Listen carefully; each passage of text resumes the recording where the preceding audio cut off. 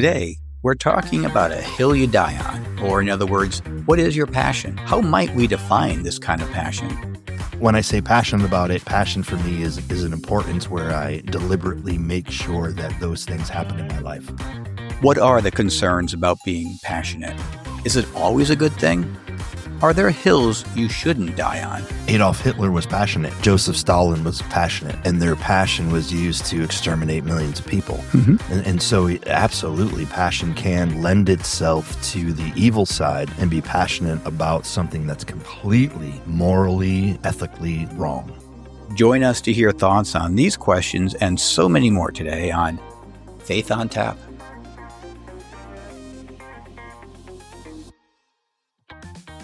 We are at Clocktown Brewing in Thomaston, Connecticut. This is a place that we frequent from time to time. It's a very popular place. Very, very much so. Almost too popular because it can be very noisy. And a lot of times I don't even go here because it's so loud. It is But definitely echoey here. this is not that bad today, considering the beers of choice today. It's called Chocolate Factory Stout, right? Yes, very good. It's actually good. It Yeah, is it's very good. One of the better ones we've had in our tour. Yeah, no, this is your third pitcher, right, Liz? I've only You had don't one. know me. Yeah, and this she really likes it, by the way, as you can tell. It's a chocolate stout that's not sweet, which Yeah. is I like. It tastes almost like like a- coffee rather Yeah, than chocolate. like a mocha stout almost. Yeah, but it's yeah. very, very good. And Dennis, Dennis? you're imbibing in what? I am enjoying this evening When Pigs Fly, which is a New England IPA. Yeah, for the people who are not in New England, can you explain what a New England IPA is? Well, you have to be in New England to have a New England IPA. So you don't know. So it's New Englandy in the sense of being in New England This sounds like one of your sermons, Dennis. and hazy. Yes, yes. Meandering. Your mouth moves, but I can't hear what you're saying. Rabbit Trail. I don't know what a New England IPA is Well, actually. It tastes good. Well, today's topic, we've talked about this quite a bit. We settled on what is something in your life that you're so passionate about that you would defend. I'm not sure what to expect. I know that in the Northeast, we don't have a lot of passionate people about things. They're mostly disinterested in life in general, but I'm hoping to get something from people. What are your thoughts on what people are going to be passionate about? I think we're going to get a few glib, funny answers. I'm passionate about this beer or whatever. But hopefully then they'll settle down and they'll give something that passionate about family or they'll go in that direction. Yeah, looking around the room, I'm not sure what to expect on that one. We do have a passionless society Yeah, at we do. times, but I have to agree with Liz. I think we're going to get the superficial, I love this beer, or I'm passionate about whatever, Friday nights. Yeah.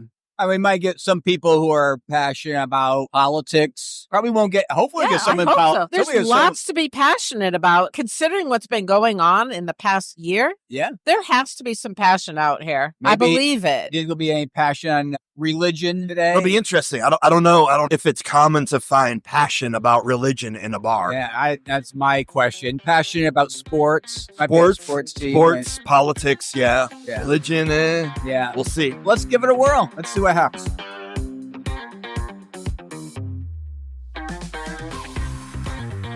Hey, your name is, sir? My name is Stu. Stu.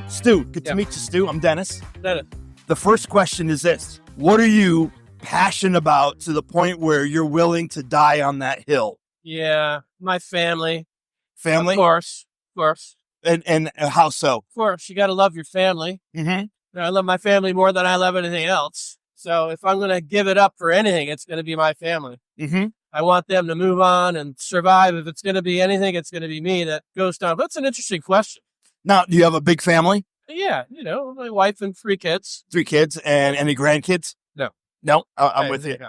Are your kids married? None of them are married. So, They're all the marrying age. so And do they're they all have- with significant others. and do you approve of those others and their families? I do. You do? Yeah. And those are hills that you're willing to die on even for those families? Some of them I don't know well enough, but Mhm. if my kids are involved, yeah, I'd say yeah. Sure. What makes this connection with your family for you? Where is that the foundation of that? So you're saying you travel to breweries and Yes. do this kind of thing. Must be interesting late at night when you're in here doing this kind of stuff. Breweries close kind of around 9 or 10. So what is it in you that prioritizes your family where you're so passionate about them that they're a hill you're willing to die on? Wow. I think it's more instinctual. I think it's more of a Instinctual. protective. So strictly biological. Not strictly. No, you're That's what I was told when I first met baiting my up wife. these questions here, aren't you, man? You want to go? Yes. All right. And what's your name? My name's Denise. Denise, how are you this evening? Good, thanks. Okay, the first question, Denise, is this. What are you so passionate about that you're willing to die on that hill? Wildlife rescue. Wildlife rescue. Why? Because I feel like humans are destroying the environment. Mm-hmm. So I think by doing wildlife rescue, I can hopefully help balance the scale a little bit. Are you in wildlife rescue right now? I am. You are. And what do you do? Well, a licensed rehabilitator for... Really? Yeah. For state of Connecticut? Yeah. So I just want to... Humans are destroying the environment. So maybe I could do a little bit to bring the balance back. Mm-hmm. And that's a hill you're willing to die on to rescue wildlife and reestablish them in their wherever they're from. Hell yeah. Hell yeah.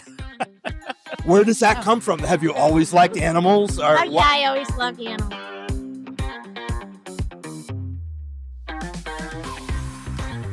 What's your name, first? Steve. What is something that you're so passionate about that you defend it? I don't know, freedom of speech. Why is that important to you? Because we live in America and it is a constitutional right, to say the least. And it's important to say what you voice in your mind. Have you always felt this way? Is this a new thing? You born with this? I don't know. Maybe. Maybe not. It's yeah. So what if I came up to you and said, well, I don't believe in the freedom of speech? How would you react or how would you defend yourself? Hey, that's your freedom of speech right there.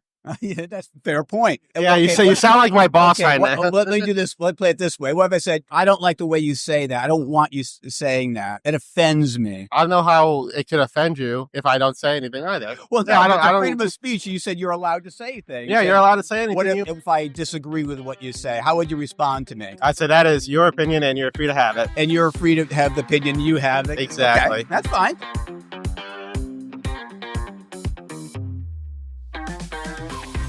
Hi, I'm Liz. How are you? Hello. What's your name? Nova. What is something that you're truly passionate about and would actually argue about enough because you believe in it that much? Music, because I am one of those people that can't go without sound. I get in the car, the first thing I do is I put on my playlist. Music, it gets you in the mood for whatever you need to do. Clean the house, clean the house playlist. You're in the feels, you're going through a breakup, you listen to breakup music. For sure. It really influences your emotions and it can influence your actions too. So you have a playlist for this. So what is your, I'm cleaning the house. What's on your playlist there? I'm interested. This Clean the house. I listen to a lot of K-pop. Stuff like that. Okay, That's- zero yeah. knowledge of K-pop other than I know it exists. It's a lot of... So is it like the high energy? Yes, the high energy stuff. And the basic, it seems like it's generally happy music. Very much. Okay. First thing in the morning, you're making breakfast. I like the old goodies songs, like "Build Me Up, Buttercup, Baby, to Let Me Down," like that kind of stuff.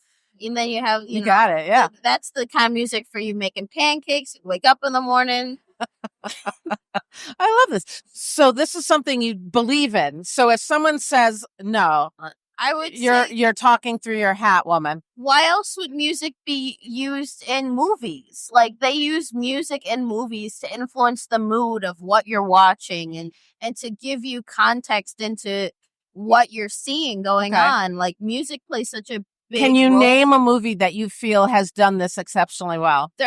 All of them do it really well. I'd say one of the ones that cry at all movies, the Disney movie Home with the aliens. At the very end, there's that song with Rihanna singing. It just, you hear it in the background and it makes you cry even more. Okay, fair enough. I think Disney actually kind of owns the market on a lot of making the music part of the story. Very true. If I can make a recommendation for a movie that does this unbelievably well, it's the movie Baby Driver.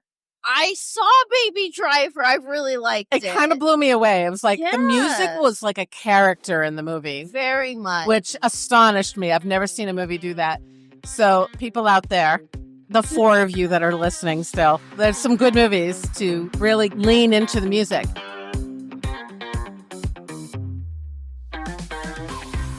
What's your name? name? My name is Krista. My name is Krista. And Krista, your job here is? I am a server here at Clocktown. There you go. We already talked about it before. We had the beer and all, so we enjoyed it. Here's a question for you. Sure. What is something that you're very passionate about that you'd actually want to defend? It's more of how the universe brings forth things for me, where a lot of people would say, no, it's not the universe, it's God, or, their own personal religion or something like that. I don't find myself defending it. It's just what I believe. Why do you believe that? Experience. Can you give me examples? Just by believing in things that could happen for me, and with perseverance and tenacity, I think that it manifests itself, and I totally believe that the universe can do that for me.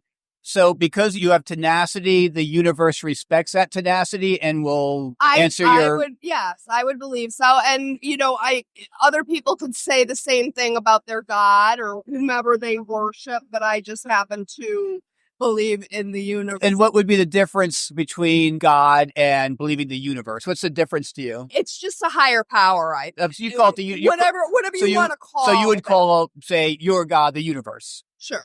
Okay, and sure. And the universe is personal to you. The universe cares about you. Yeah.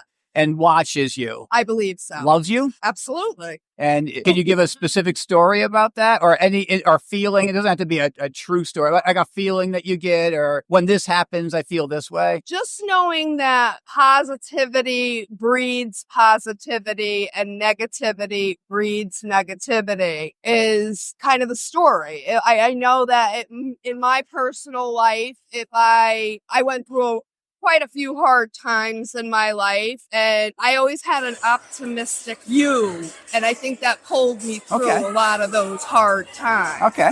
And I was with somebody who was very negative. He wasn't able to pull through, as that's just what I believe. So you're not saying, or maybe you are saying, that the universe physically helps you or just intercedes for you? Or are you saying that basically because you have that personality that the universe gave you, then you're able to take that positivity and work with that? I think a little bit of everything that you just said. All right. The universe or whomever gave me my personality and kind of run with it. That's awesome. No, thank you for that. You're welcome.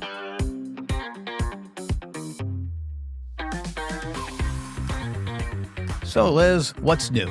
What's new is I just found out my hair has more personality than I do. It made its own decision to go with the Einstein look today. Okay. And on my left, we have instead of Dennis, we have the Chancellor of Charity. Ooh, that's something that I would like to, no. No, almost. You were this close. Turn them that quick. No, at charity. I try to be charitable, but I don't know if I'm a chancellor.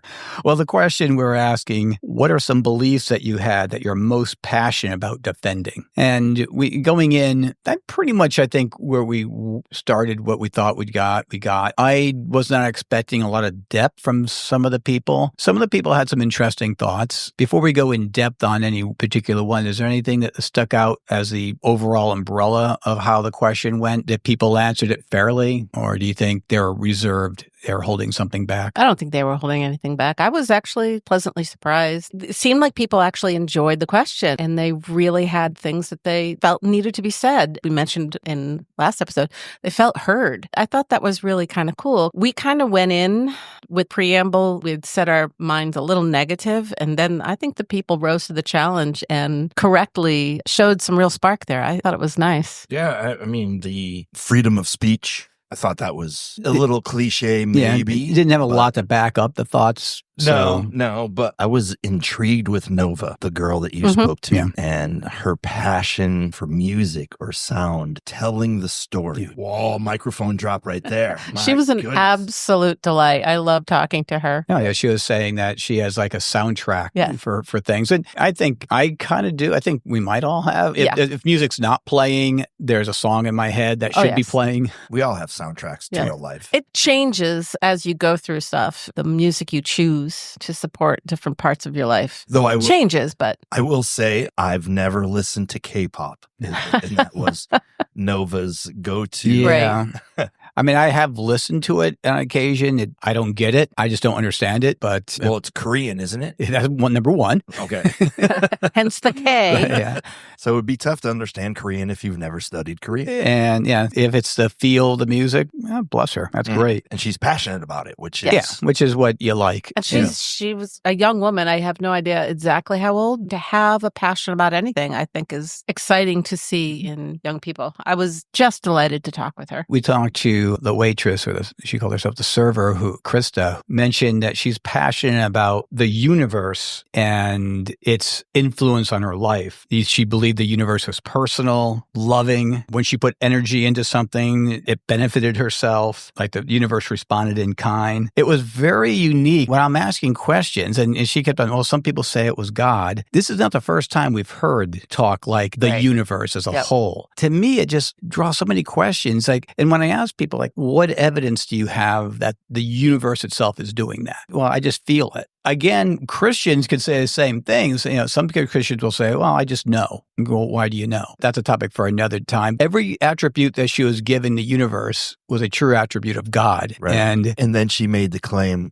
some people bring God and or religion into it. You just did. Yeah. You described God. Yeah. Oh my goodness. She just described her religion as well, the religion of the universe. Again, she's a very nice person, and I think she truly awesome. She believed it. These are the things that we need to pray for when we're done. When we have these talks with people, my heart goes out. It's like, you're close. You're so close. One of our hopes in this podcast is when we talk to these people that they go home and start thinking about what they said and maybe start reflecting a little bit deeper. Stu was the outspoken guy out of 3 at the corner of the bar. I had a little PTSD going to the corner of the bar because last time that happened was less than a favorable interview. He got shut down pretty quick. Yeah. But Stu's passionate about family. He's passionate about his wife, his 3 kids, their significant others, though none are married yet. Probing it a little deeper, that simple and yet that deep. I didn't get the depth. What person is not passionate about their family? All the people that haven't had or have had a horrible experience with family. I think there's more out there than we continue. Right, but point well taken. As a father, aren't you going to be passionate about your family? Unless you're a horrible person, you're going to be passionate about your family. Well, passion, I guess, it could be very subjective. Well, we're going to talk about that. Oh, okay. Well, then.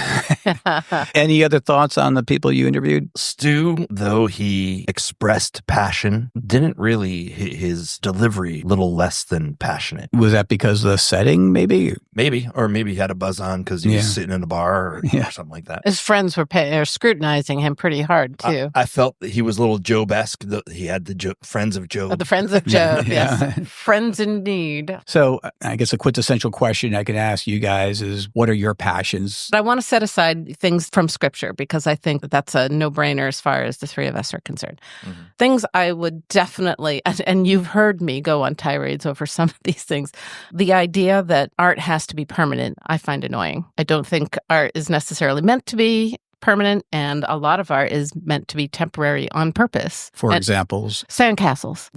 Wedding cakes. Which people may not know if you follow Mark and Liz on Facebook. They have multiple pictures of family vacations with amazing sandcastles built in the sand, and then pictures of them watching it just wash away. It's so much fun. We build it and then we move like 30 feet away and just watch. And everyone goes by and everyone gets excited and then they take pictures and then the waves come. It's just really, really fun to watch people interact with something that's not going to be there in the morning. So you had that momentary interaction with something. And I think that's really cool. Mark has definitely heard me go on about that. I make soap and soap. No one else listens to the podcast. Nobody else listens to. So, I make soap and everyone goes, oh, it's too pretty to use. And I'm like, that's kind of correct, though. Why are you buying? Just use it. There's more. Anything else besides the art being... Other things I'm passionate about is the word often. I think I got you on that kick. I cannot stand every it when time I people hear say someone say... Often. Often. The both of us go often. Yeah, well, the dictionary accepts both. That's only because people made so many mistakes saying often that they say, we give up. Because I asked them, okay, well, how would you say the letters S-O-F-T-E-N? Soften? Soften. No, it's soften. And it's often. Case closed. Exactly. I agree with that. So you're very specific. A certain word, you're passionate about people saying a certain word wrong. It also really, really annoys me when people just leave shopping carts out in the middle of nowhere.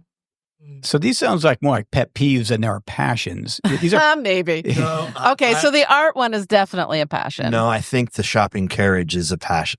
There's two kinds of people: the people that put their carriage away and the people that don't. Mm. That's Matt Walsh. He's the philosopher, Matt Walsh. Matthew Walsh. Yeah. Oh, sorry. So Dennis, besides the shopping carts, do you have any deep passions? Yeah, I think I've always had a passion for music and guitar, and that passion has ebbed and flowed over the last 35, 40 years. Right now, it's in definitely a flow mode. I believe I'm passionate about being outdoors and being able to hike and being in the woods and being able to trail run and just have that decompression time. That's really important. And when I say passionate about it, passion for me is an importance where I deliberately make sure that those things happen in my life. Those are just two of them. I didn't realize just now, but when I'm going over my passions, I was like, I have a whole lot. I guess because I'm an intense person, that brings a passion to me. But like the connection between science and Christianity, I know we weren't supposed to bring Christianity into it, but that connected with science, gardening, permaculture, freedom, personal freedoms I'm very passionate about that. Weather, very passionate about that. Homesteading as a whole, music appreciation. I just go on and in my passion, I mean, they're a significant part of my life and I don't want to do without those. And a part of me would be missing if I didn't have that. I don't know. How does one measure passion? I think that it's a very subjective measurement. My daughter is very different from my son. My daughter is more introverted, kind of reserved, where my son is way more extroverted and less reserved. Their passions express themselves in different ways because of their personality. And so for me to judge by their expression of what I deem to be passion, it could be a wrong interpretation of where they are. Absolutely. But you're saying that she is passionate. How do you know that she's passionate? I've seen her when she puts her nose to the grindstone to get something done, where being passionate about something doesn't have to be a lifelong pursuit. You can be passionate in this season. You can be passionate with this project. You can be passionate. I've seen her attributes of when she's determined to get something done, she gets it done. Yeah, I wouldn't say that's subjective. That's pretty objective. You're just saying that people express their passions differently. Yes. But they can still be passionate and be more reserved with their passion, but they're still passionate. Right. And so to measure, well, they're not very passionate. Well, because they're not woohoo and cheerleading. Well, that's how you measured it. Well, that's what I'm saying. That's where the subjectivity comes in, is when we begin to measure someone's passion over something. Is there a way to objectively measure someone's passion? I think so. Okay. How would you do it? What are you excited about? You can talk about something really well and your life is contrary to that. What do you spend your time doing? What are you engaged in? What's the vision for your life? What's the message you want to get across? From the overflow of the heart, the mouth speaks, right? There you go. I think those are ways to measure passion, but I think you have to be very deliberate in engaging with that and ask very pointed questions. There are supposedly objective measures of passion on a scale, questions asked and things like that. I'm not sure how accurate those things are. Here's something. Didn't want to actually share this because this is something I wanted to do for my birthday. It's kind of funny. I got to write this down, I think. I'll still do it because I think it's an awesome idea. For my birthday, I'm going to request that everyone makes a 5-minute PowerPoint presentation on anything that they want to. And that includes my grandkids. Everybody has to do a 5-minute presentation. And I don't care as long as they're excited about it. I told our daughter Laura about that a few months ago, and I think she's been thinking about it. But I'm definitely going to share that because I want to see what everyone does and very curious what everyone chooses for their 5 minutes. Yeah, it's cool. Now, it's a bit of a social experiment within the family. I'm really excited about it. I do recall when we went on a hike once and there was a guy giving tours about bird watching. And I was like, whatever. Liz is into birds. I don't really care. And we're in the woods and the guy's going, woo, woo, woo. You hear that? That's a yellow-bellied sapsucker. And I go, and then after a while, I'm downloading apps and I'm listening and I'm hearing his passion wore off on me, and something I was not passionate about just brushed off on me. And I thought that was really super. For anyone who wants to join into that, we have an awesome, it's free app for birds. It is called the Merlin Bird ID. It is absolutely phenomenal. We'll link it in the show notes, but it is an absolutely wonderful app. You go out in the morning, and like I do, go out in the morning with a cup of coffee, and I'll put the app, and you hear the birds and it tells you what bird it is. And it's Here always- in little downtown Terryville, I we need got that. in one summer over 50 species. we wrote them down. We wrote them down. We made an Excel spreadsheet. Yeah. We're not nerds. No, not at all. So that means I have to step up my bird feeder game now with this app when I sit and watch. It's Yeah. so much fun. It is fun, yeah. So do you think a person's passion wanes as they get older? It could. I think passion is like a fire. You have to keep a little bit of oxygen on the flame. You have to keep it moving. What would you say about a newborn Christian who's on fire versus a seasoned Christian? Do you think that person's less passionate? Well, when you say seasoned Christian, I am envisioning someone who has been pressing in for umpteen dozen years, Sure. who's been reading the scripture, who's been involved in the community of the church, who's been studying the Bible. So I'm going to say no in that context expresses itself a little bit differently. Right. And I think that's where, you might look at the old person and say, well, yeah, they're kind of old and tired. But that's where passion begins. It begins in the heart. Their heart for what they've always been passionate about remains on fire. Yeah, I totally agree. It's like, it's the excitement of that when you fall in love for the first time. It doesn't mean you're less passionate 40 years down the road because you're used to your partner. In fact, you should be more passionate. You just express it differently, I think. Right. Yeah. I use my big googly eyes. Yes, and they work every time. They do. I mean, I was thinking, I'm not going to go in the bad story, but during 5 years now, 5 years ago, I was very passionate during the COVID time. My life was turned upside down because of that. That was something I just remember. I was how passionate I was, and had secret meetings in rooms. So I was outcasted by society then. Rightly so. We get like sports and stuff like that. It's more, there's a tribal passion that we get. We're tribal over family, of course, sports, religion, but some people are passionate about denominations. My denomination is better than yours. And I guess we have the fear of when your passions become prideful. I think that's when we, as Christians, we can be passionate, almost blinded, and not see someone else's point of view. I'm not sure if you agree with that. I just made that up. So it's not in the show notes. I know that sometimes passion can intimidate people. Adolf Hitler was passionate. Joseph Stalin was passionate. And their passion was used to exterminate millions of people.